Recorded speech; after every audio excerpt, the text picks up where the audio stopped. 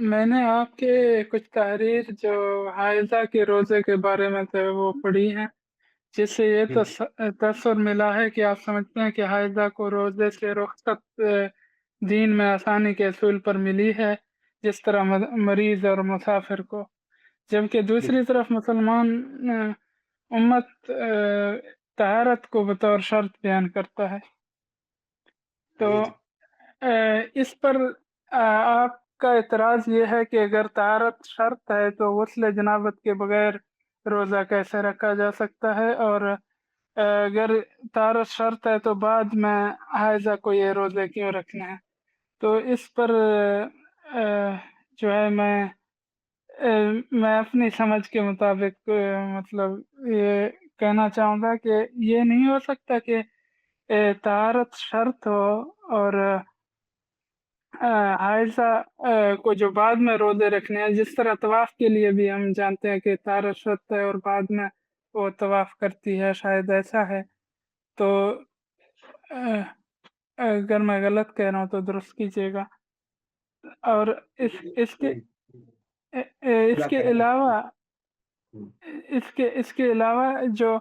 गुस्ल जनाबत से पहले रोज़े को शुरू करना है तो ये शायद आर्ज़ी तौर पर इस तरह की जो है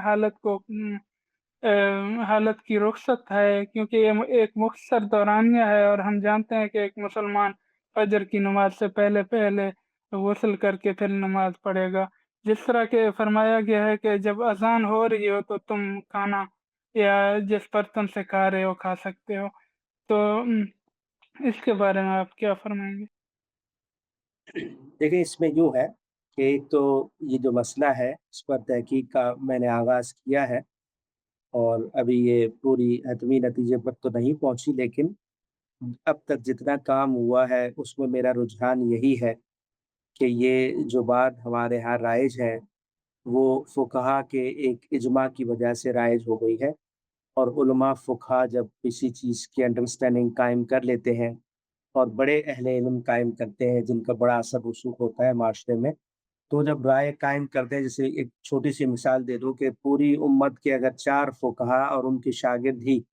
किसी बात पर इजमा कर लें, तो वो ज़ाहिर है एक ही ज़माने के तक कमोबेश लोग होंगे। उनसे पहले भी उलमा फ़ुक़हा आकर गए हैं, उनके बाद भी दुनिया में आए हैं। लेकिन अगर वो 4 फ़ुक़हा और उनके शागिर्द अपने ज़माने में किसी मामले में इत्तिफ़ाक़ कर लें और फ़तवा दे दें और बाद वाले भी उसी को और वो हो फ़िक़ही इजमा, कोई कतई सरीह नस ना हो उसमें दीन की, फ़िक़ही इजमा हो, अगर वो कोई बता दे हुक्म, तो ये उम्मत में राइज हो जाता है और मतलब लोग उसको कबूल कर लेते हैं क्योंकि उनका इतना असर रसूख़ है बाद में उम्मत उम्मत पर कि वो चीज़ जैसे ही आम होती है उसके बाद बसा औक़ात ऐसे भी होता है कि बाद के आने वाले दीगर अहले इल्म बिल-उमूम वो कहते हैं ठीक है इसमें कोई इश्यू नहीं है जब इन्होंने समझा है, जब तक कि कोई तहकीक ना हो और अगर आगे बढ़कर कोई उस पर रिविज़िट करे, उस पर गौर करे, दोबारा से तहकीक करे कि मुझे कोई प्रॉब्लम दिखाई दे रही है, जब तक ना करे तो बिल-उमूम वो गोया कि ऐसे ही वो फ़िक़ही बात भी ऐसे ही चलती है जैसे कि आसमानी शरीयत का बिल्कुल कुरान मजीद का कुछ सरीह हुक्म हो। तो ये बात तो है, ठीक है? अब जहाँ से आपने ये वजह मैं बता रहा था, ये जो तफ़सील की है, कि इस वजह से भी मुसलमानों में एक आम कॉन्सेप्ट बन जाता है, ठीक है? अब ये जो मसला है, इसमें जो है मैं जब ये बात कर रहा हूँ, यानी मेरा रुझान इस तरफ है कि ये तहारत शर्त नहीं है, ठीक है? मेरा रुझान इस तरफ है। आपने जो बातें फ़रमाई है कि रोज़े में इस तहारत को शर्त मानना चाहिए और आपने जनाबत वाले में भी एक मिसाल दी कि आर्ज़ी तौर पर गोया कि उसको गवारा कर लिया जाता है। तो देखें इस बारे में मैं बताऊँ कि जो फ़ुक़हा का अपना मौक़िफ़ है, जो लिखा हुआ है किताबों में और इसमें उनका इत्तिफ़ाक़ भी है। वो क्या लिखते हैं? वो ये लिखते हैं कि रोज़े के लिए तहारत शर्त नहीं है। वो ये सराहतन लिखते हैं एक तरफ। दूसरी तरफ वो कहते हैं कि इसके मामले में हम कुछ नहीं कह सकते। ये एक अलग इस्तिस्ना है, इसको तो हम जैसे मानते हैं ऐसे ही मानना पड़ेगा। इसके बारे में चूँकि कोई दूसरी राय नहीं है, इस पर आम फ़ुक़हा का जो है आम इत्तिफ़ाक़ है, तो इस वजह से इस इत्तिफ़ाक़ और इजमा की वजह से हम मानते हैं, वरना अगर कोई ये पूछे کہ روزے کے لیے طہارت شرط ہے، تو ہم سب یہ فتویٰ دیتے ہیں کہ طہارت شرط نہیں ہے۔ اس پہ پھر یہ مثال بھی دی جاتی ہے کہ جنابت کی حالت میں آدمی نے روزہ رکھا اور بے شک کئی گھنٹے بھی گزر جائے تو روزے سے اس کا کوئی مسئلہ نہیں ہے۔ ہاں جب نماز کی بات ہے تو نماز کے لیے وہ شرط ہے، تو اس کو نماز کے لیے تو وہ کرنا ہے غسل، ورنہ اگر بالفرض اس نے نماز بھی نہیں پڑھی تو آپ کہیں روزہ نہ ہو، تو وہ کہتے ہیں نہیں، روزہ تو ہو گیا، یعنی روزے کی شرائط تو اس نے اگر پابندیوں کا خیال رکھا ہے تو روزہ تو اس کا ہو گیا ہے۔ اسی طرح روزے کے دوران میں اگر احتلام ہو جائے تو اس صورت میں بھی وہ یہ کہتے ہیں کہ جو ہے یہ جنابت جو ہے روزے کے بیچ میں لائق ہوئی ہے، طہارت میں آدمی نہیں ہے تب بھی روزہ ختم نہیں ہوگا۔ تو اس لیے اصول میں بھی وہ شرط کو بتاتے ہیں کہ نہیں ہے روزے میں، اور جنابت کی مثال دی اور پھر حضور کا عمل بھی بتا دیتے ہیں کہ واقعی ہمیں یہ بات ملی ہے، یہ خبر مستند ہے اور سیدہ عائشہ نے بتائی ہے، اور اس میں کوئی کسی قسم کا کوئی اشکال بھی نہیں ہے، ضعیف بھی نہیں ہے، کہ حضور اس حالت میں روزہ شروع کرتے تھے اور فجر کا وقت ہونے کے بعد غسل کر لیتے تھے۔ ٹھیک ہے، یہ تفصیل ساری ہمیں فقہا کے لحاظ سے ملتی ہے۔ اب مجھ سے آپ پوچھیں تو میں بھی یہی کہوں گا، دیکھیں طہارت جو ہے، جیسے اب مثال کے طور پر روزے میں اور باقی جو عبادات، کوئی بھی 7 عبادات ہے ہمارے دین میں، اس میں طہارت کس میں شرط ہے؟ کیا روزے میں شرط ہے؟ تو میں نے عرض کیا کہ دین نے ایسی کوئی بات نہیں بتائی اور فقہا نے بھی اس کو شرط نہیں مانا۔ حج و عمرہ میں کوئی شرط ہے کیا؟ حج و عمرہ میں بھی طہارت، جس کو اس معنی میں آپ طہارت کہیں، وہ شرط نہیں ہے۔ جس کی ایک مثال دے دوں کہ حج و عمرہ میں اگر اس حالت میں عورت ہے، نفاس کی حالت میں بھی ہے، تو سارے علماء کا اتفاق ہے کہ وہ احرام میں بھی رہے گی، احرام کی پابندیوں میں بھی رہے گی، تلبیہ بھی پکارے گی، تسبیح و تحلیل بھی کرے گی، دعا و مناجات بھی کرے گی۔ بہت سے علماء محققین تو یہ کہتے ہیں وہ تلاوت بھی کرے گی۔ اچھا، اس کے بعد وہ مشاعر مقدسہ میں وقوف بھی کرے گی، رمی جمرات بھی کرے گی، صفا و مروہ کی سعی بھی کرے گی، ٹھیک ہے، عرفات میں وقوف بھی کرے گی۔ یہ سارے مشاعر مقدسہ ہیں، ان مقامات میں تمام حجاج کے ساتھ وہ رہے گی، سارے مناسک پورا کرے گی۔ اب طواف کی جہاں تک بات ہے، وہ صرف ایک وجہ ہے، طواف جس جگہ ہوگا وہ مسجد حرام ہے،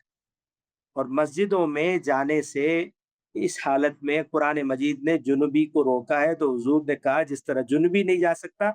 مسجد میں الا عابری سبیل، ہاں گزرنا ہے تو وہ گزر سکتا ہے، ورنہ وہاں جا کر بیٹھ نہیں سکتا، عبادت نہیں کر سکتا اس حالت میں۔ تو اللہ تعالیٰ نے چونکہ جنوبی کو منع کیا، تو حضور نے اسی سطح کی حدث اکبر، حائضہ اور نفسا کے حوالے سے یہ بتا دیا کہ یہ بھی نہیں جا سکتی مسجد میں، جیسے کہ عید میں کہا کہ اس حالت میں بھی آپ آئیں اور مسلمانوں کے اجتماع کے ساتھ شرکت کریں، خطبہ سنیں، مصلی سے ذرا الگ رہیں۔ تو آپ دیکھیں وہاں بھی یہ بات کہی گئی، اور سیدہ عائشہ سے بھی کیا کہا گیا کہ جو حجاج کر رہے ہیں وہ سب آپ کریں گی سوائے طواف کے، کیونکہ وہ مسجد میں ہے۔ تو مسجد میں داخلہ مسئلہ ہے، تو وہ چونکہ مسجد میں داخلے کے بعد ہی بیت اللہ کا طواف ہو سکتا ہے، اس وجہ سے حائضہ نہیں جا سکتی، ورنہ حج و عمرے میں بھی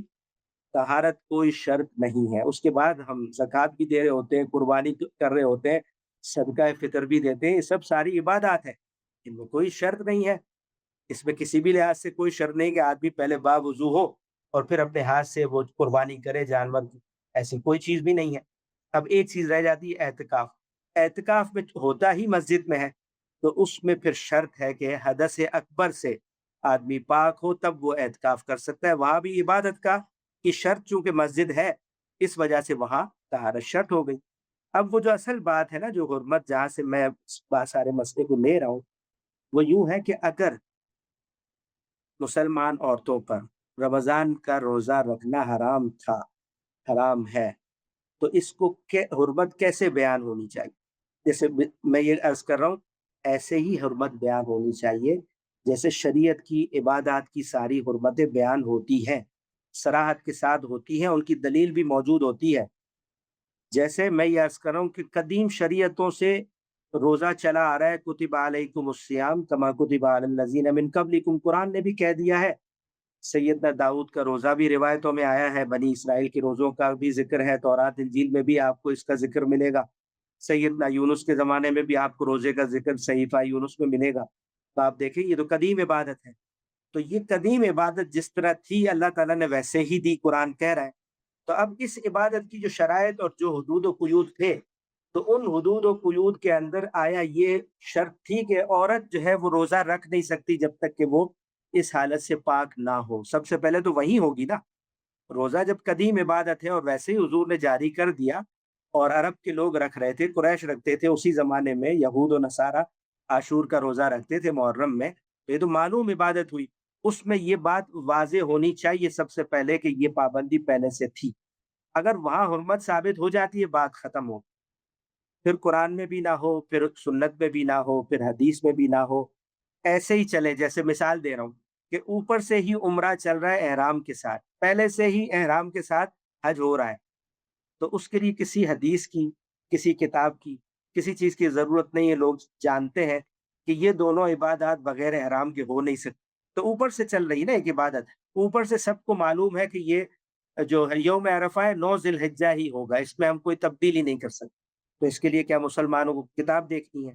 کوئی حکم تلاش کرنا ہے، قرآن مجید کھولنا ہے؟ نہیں، ہر سال وہ اسی طرح یوم الترویہ، یوم عرفہ، ایام تشریق، یوم النحر، سب اسی طرح حج میں وہ مناتے ہیں، کچھ ضرورت نہیں۔ تو اگر تو اس طرح یہ چیز ہوتی، جیسے ابھی احرام کی مثال میں نے دی ہے، یا حج کے جو ہے تاریخوں کی اور مقامات کی مثال دی، ایسی چیز روزے میں ہوتی شرط، تو یہ چونکہ بنیادی بات ہے کہ اس چیز کے بغیر روزہ رکھ نہیں سکتی کون؟ مسلمانوں کی آدھی آبادی روزہ شروع ہی نہیں کر سکتی، یا اگر شروع کیا ہے تو ٹوٹ جائے گا۔ تو یا تو وہاں ہوتی یہ چیز، وہاں نہیں ہے تب بھی کوئی مسئلہ نہیں ہے۔ کیوں کہ رسول اللہ نئی سنن کو اور نئے احکام کو بھی جاری کرتے ہیں، اور ہم نے دیکھا ہے صدقہ فطر کی سنت موجود ہے، عید کے دونوں تہوار موجود ہیں، عید کی نمازیں موجود ہیں، عید کی قربانی موجود ہے، بہت سی ایسی سنتیں ہیں جو حضور نے اللہ کے حکم سے خود جاری کی ہے، وہ ہمارے پاس قطعیت کے ساتھ موجود ہے۔ تو اس حکم کو،